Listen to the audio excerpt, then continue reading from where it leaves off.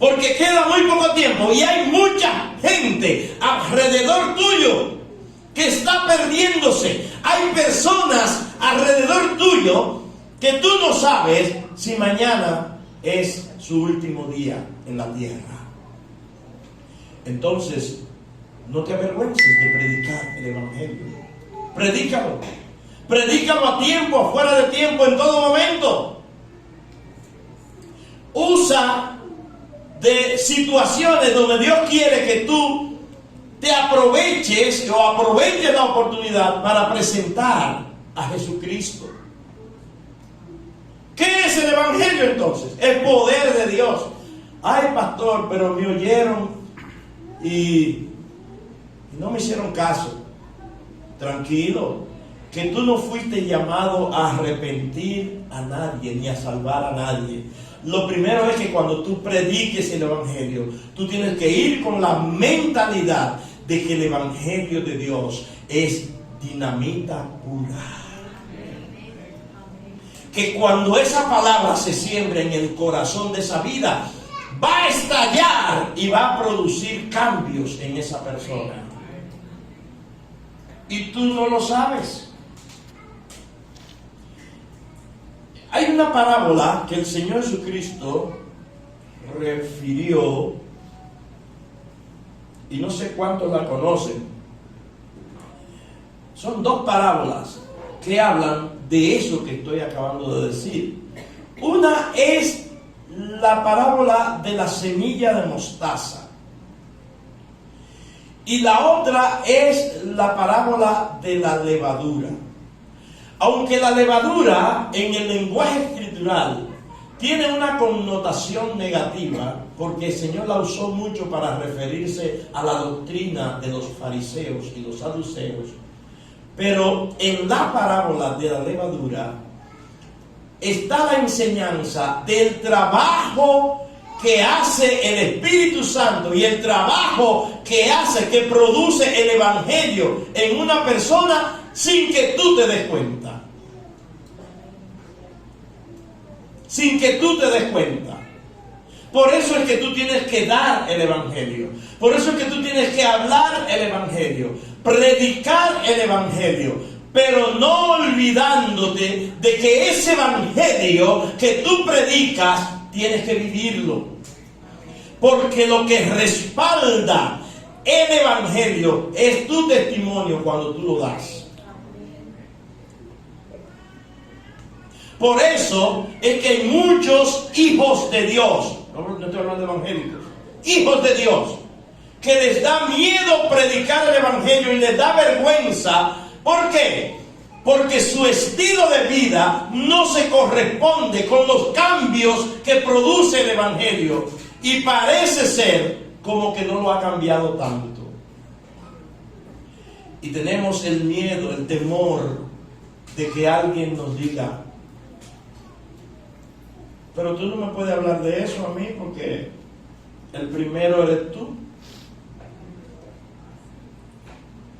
O tenemos el temor de que otra persona próximo a nosotros, que se ha identificado también como parte del pueblo de Dios, esté dando un testimonio totalmente disociado de lo que es la vida en Cristo, y esa persona a quien tú le estás hablando te diga: pero si es para yo ser como fulano, yo me quedo como estoy.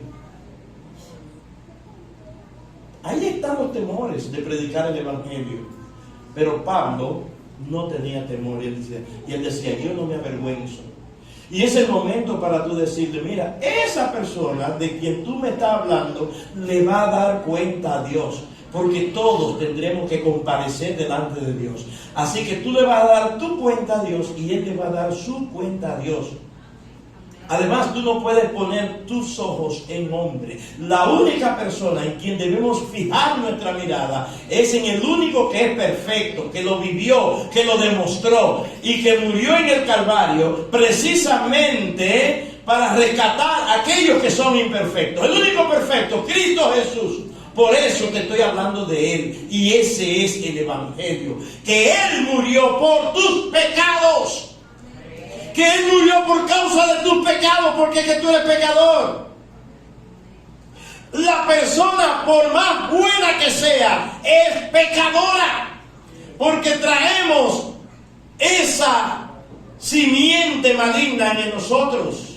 El pecado, el cometer errores, el errar, el no fijar nuestra atención en el blanco, el no prestar atención a las cosas que Dios nos está diciendo que hagamos.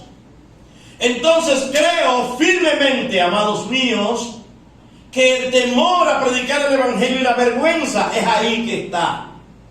Pero usted tiene que sacudirse en el nombre de Jesucristo, porque este es un tiempo donde usted y yo tenemos que predicar el Evangelio de Jesucristo.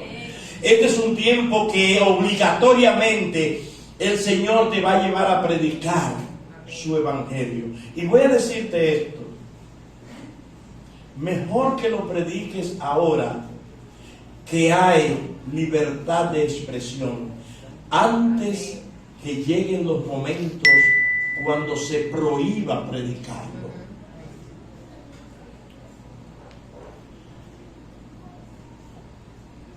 Quiero decirles esto y se lo voy a hacer a manera de pregunta, a ver si alguno de ustedes me dice, me responde. Ustedes saben que la iglesia de Jesucristo está diseminada en el mundo entero y que tiene una, podríamos decir, una dimensión celestial con los creyentes en Cristo, los hijos de Dios que están en el cielo, los santos que están en el cielo y los santos que están acá, que somos nosotros. ¿Cuántos santos hay aquí? Quiero hermano levantada de todos los santos que hay aquí. Esto no es un crossover. Quiero ver mano levantada de los santos. ¿Cuáles son los santos que están aquí? Usted y yo sabemos que somos santos porque Dios nos santificó, porque Él nos apartó. Usted y yo estamos bien convencidos que santo no es una imagen, que santo no es un cuadro, que santo no es una pintura. Usted y yo sabemos que los santos son lavados y comprados a precio de sangre. Usted y yo sabemos que somos santos porque Él nos apartó para su gloria. Así que levante la mano con honra los santos que están aquí. Amén. Estoy hablando claro. Y amados míos, oigan esto que quiero decirles.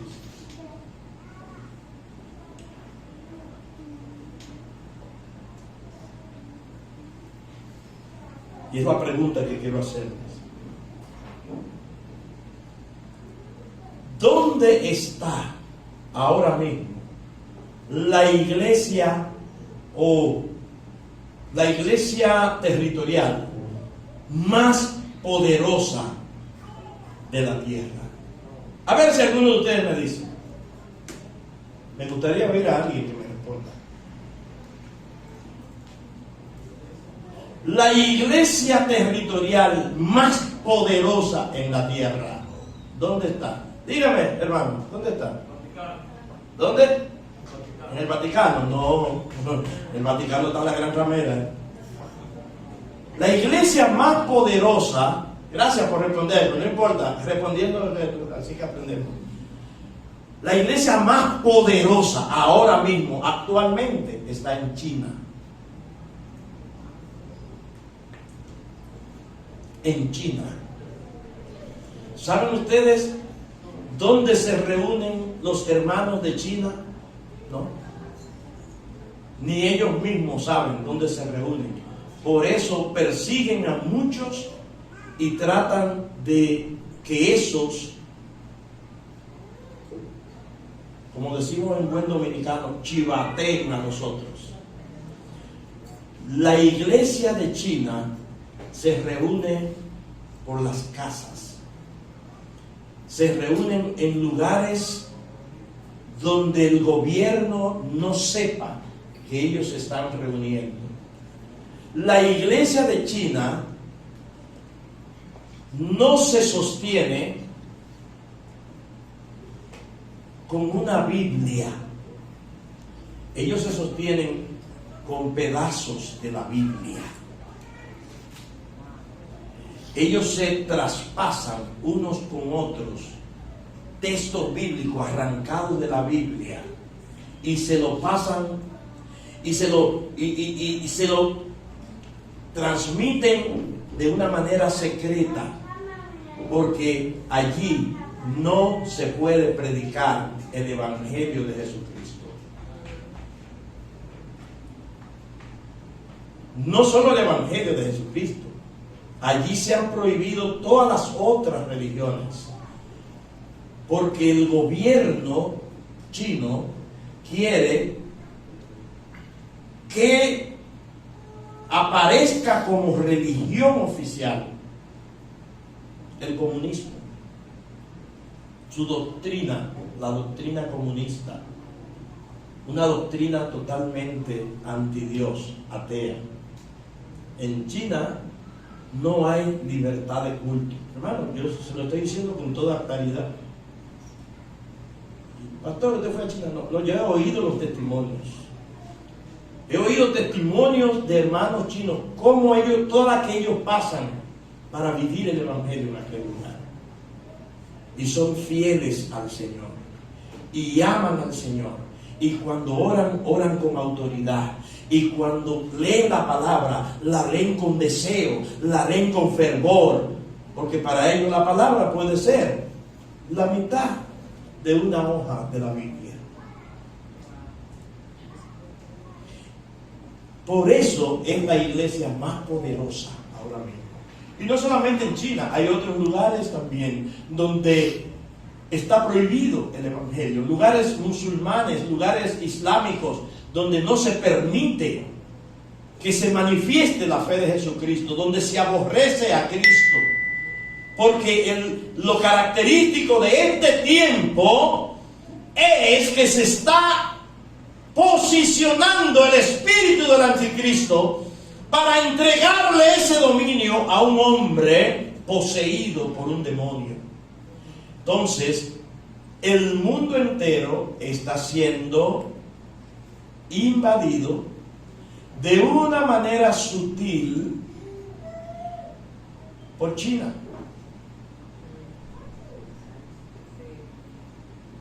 Pregúnteme, en nuestro país, ¿cuáles son los negocios que más están vendiendo?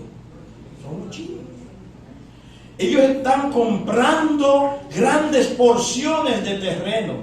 Cada vez que paso, que voy al Bravo y veo esas instalaciones que están ahí al lado del Bravo, yo digo, Señor, ¿qué está pasando con tu iglesia que no se posiciona para tener un lugar amplio así como este? Y cuando he entrado a comprar algunas cosas, yo digo, Dios mío, pero aquí una gran multitud de gente, este espacio vacío, una gran multitud de personas alabando, exaltando, glorificando al Señor, con buenas bocinas, con muchos instrumentos, con gente saltando y brincando para la gloria del Señor. Pero no es eso lo que hay. Muchos tramos con cosas, vendiendo a la gente, y ellos están ocupando lugares de mucha relevancia en nuestro país. Cuenten las tiendas chinas que hay en La Vega. Casi todas. Y la gente dice, para yo comprar una cosa en tal tienda, yo mejor voy donde los chinos, porque voy a tal tienda, me la venden más cara y es chino. Están alcanzando poder a través de la economía. De hecho, todos ustedes saben que la potencia económica número 1 en el mundo ahora mismo se llama China. Estados Unidos es para abajo que va.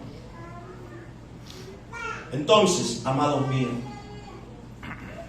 por el cumplimiento de los tiempos, ¿qué es lo que tenemos nosotros que hacer? Predicar el Evangelio. Pastor, ¿y qué es lo que voy a decir? Que Cristo murió por nuestros pecados conforme a las Escrituras. Pero si le dice eso, le está diciendo la mitad. Le está diciendo la parte triste. Le está diciendo la parte amarga de esa buena noticia. Tiene que decirle la parte dulce que viene después. Y que fue sepultado y que resucitó al tercer día conforme a las Escrituras. Cuando tú hables de la resurrección de Cristo, tú estarás hablando de la vida que transforma. Tú estarás hablando de la vida que viene después de la muerte de Cristo. Él murió, pero no se quedó en la tumba. Él murió, pero no quedó en la cruz. Fue sepultado, pero se levantó al tercer día de entre los muertos. ¿Cuántos están aquí? Amén. He leído libros de Nicky Cruz, de David Wilkerson, aquel evangelista que predicó a las pandillas en hace unos tiempos. Él está allá con el Señor. He visto películas y todo eso.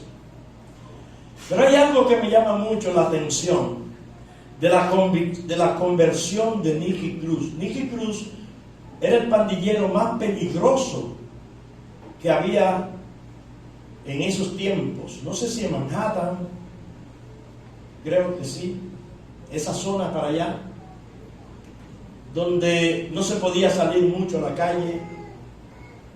La droga tenía un alto nivel de consumo. Y Nicky Cruz, que fue despreciado por su mamá, cuando a los 8 años le dijo: vete de aquí, hijo del diablo, porque tú no eres un hijo del diablo, vete de mi casa, y lo bota. Entonces una pandilla lo recibe y él se transforma en el rey de los Mau Mau. Y él cuenta que él se extasió un día y se quebrantó cuando él escuchaba a David Wilkerson hablando sobre un héroe que ellos no conocían. Yo quiero hablarles de un héroe que ustedes no conocen, y es el único héroe. Y comenzó a hablarle. ¿Y por dónde comenzó?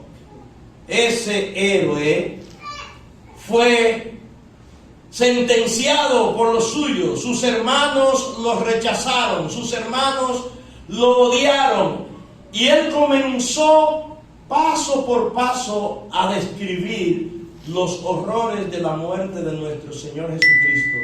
Y dice Nicky Cruz que eso le dio a él furia. Él se enfureció porque él se fue identificando con ese héroe llamado Jesús. Y cuando dice que lo llevaron al Calvario y allí lo clavaron en medio de 2 ladrones y le atravesaron con una lanza, allí Dios no le quedaba una sola gota de sangre, allí murió. Cuando el predicador Wilkerson dijo: allí murió, Nicky Cruz quiso como coger los cuchillos y todo lo que tenía a mano y arrasar con todo. Ya que me estaba identificando con él, como el que murió. Porque era yo la parte difícil de la historia. Pero cuando David Wilkerson siguió predicando y dijo: fue bajado de la cruz, fue llevado al sepulcro, pasaron 1 día, 2 días, y al tercer día se levantó de la tumba, la piedra fue removida, un temblor de tierra sacudió la tumba. Entonces allí Nicky Cruz comenzó a saborear, y él terminó diciendo: ese es mi héroe. ese es el héroe que yo voy a seguir. Y Nicky Cruz se convirtió en uno de los evangelistas más grandes que ha dado la historia contemporánea del evangelismo. Los que quieren saber de Nicky Cruz, hay muchas cosas en las redes sobre él.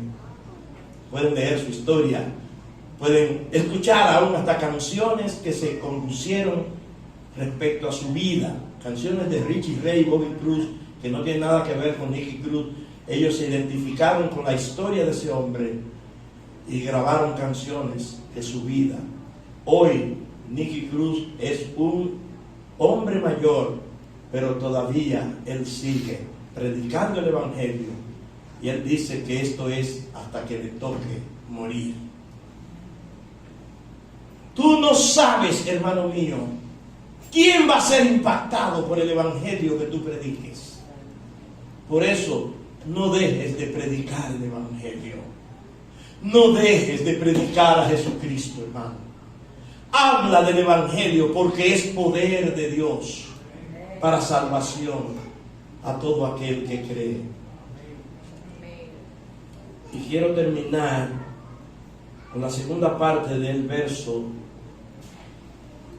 de esos versos, es el verso 17 del capítulo 1 de Romanos, que dice: porque en el evangelio la justicia de Dios se revela por fe y para fe, como está escrito: mas el justo por la fe vivirá.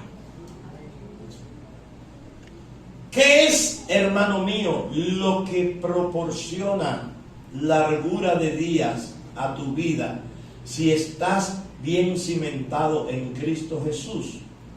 Un ingrediente de 2 letras, que es fe. Diga, fe. La gente no sabe lo que es la fe. La gente suele hablar de fe sin saber lo que está diciendo.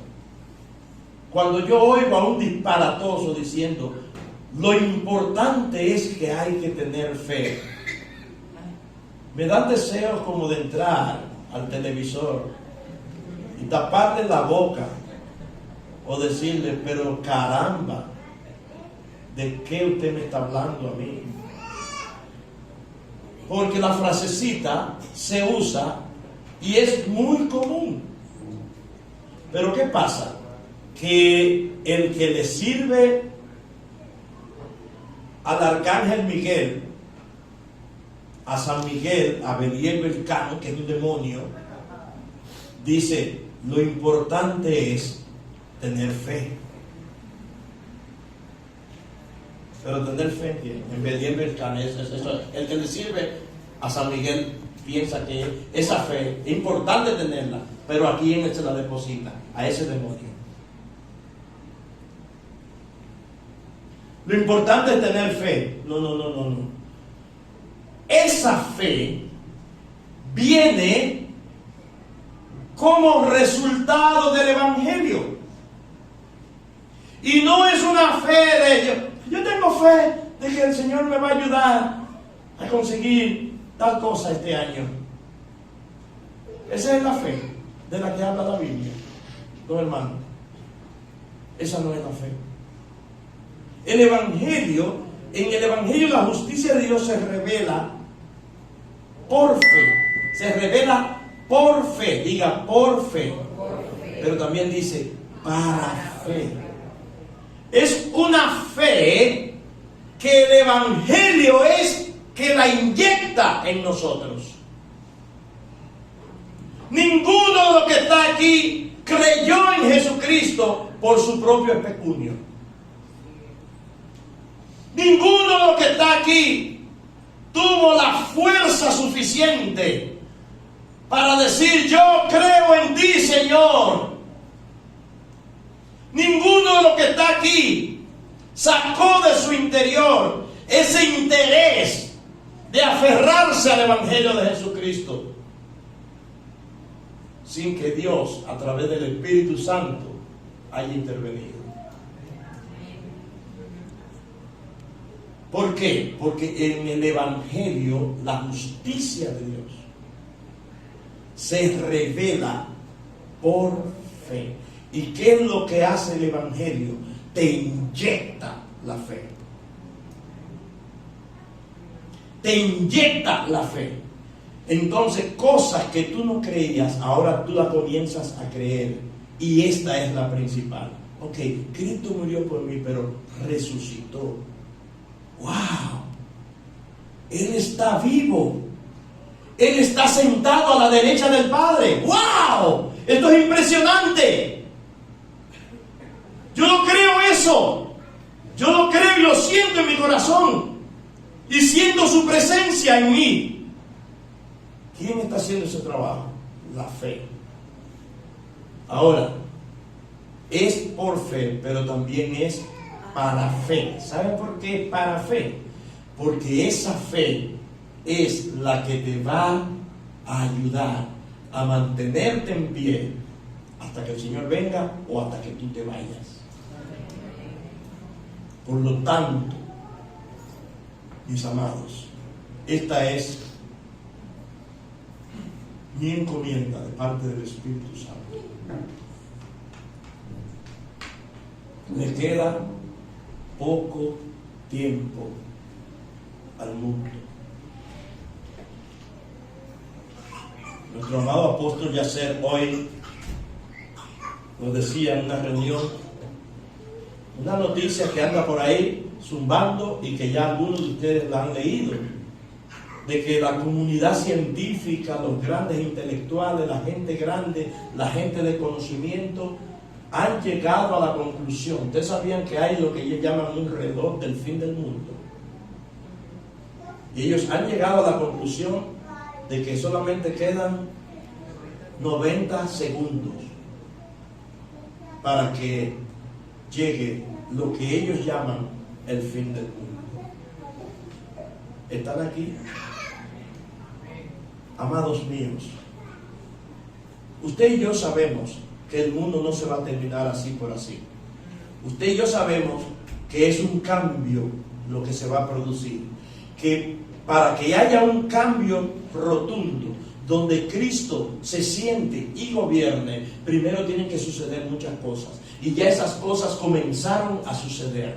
Ya hay miedo de una tercera guerra mundial y se cree que en cualquier momento se puede desatar.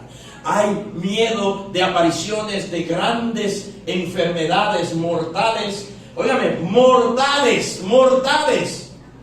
Y eso se está dando. Hay miedo, hay terror, aún en los mismos científicos que manejan la tecnología, de que la inteligencia artificial tome el control de las cosas. Hay miedo, hay terror. Pero ¿por qué hay miedo? ¿Por qué hay terror? ¿Saben por qué? Porque la gente no tiene la expectativa correcta de lo que es el Evangelio de Jesucristo. Pero usted y yo sabemos que son cambios que se van a dar, porque es necesario que todas estas cosas sucedan, porque entonces viene Cristo a gobernar, a regir la tierra con equidad, a regir la tierra, a regir los gobiernos, y todos los gobiernos de la tierra se someterán a Él, porque Él es el único Rey de Reyes y Señor de Señores, y Él está a punto, hermanos, de establecer su dominio en la tierra. Y por eso el diablo está como león rugiente,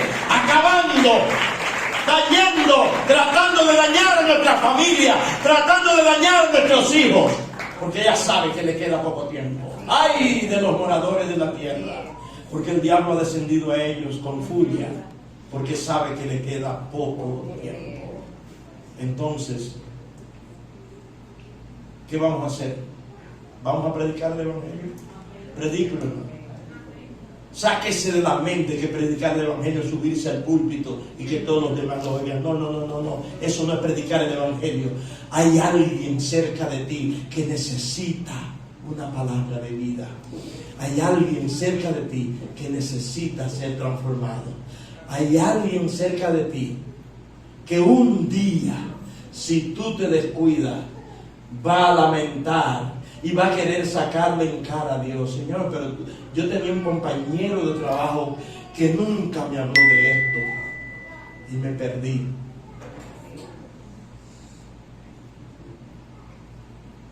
Comienza a predicar el Evangelio de Jesucristo. Hágalo con sencillez y hágalo en el Espíritu. Lo primero que usted tiene que hacer es orar por la persona a quien le va a hablar de Cristo. Y tampoco tiene que darle un mensaje de 2 horas. Mira, yo quiero decirte que hay un problema fuerte y hay algo peor que la muerte, porque eso es lo que va a traerte la muerte eterna. Se llama el pecado y tú eres pecador. Por más bueno que tú seas, tú eres pecador. Pero Jesucristo fue el medio que Dios nos dejó para tú poder ser salvo.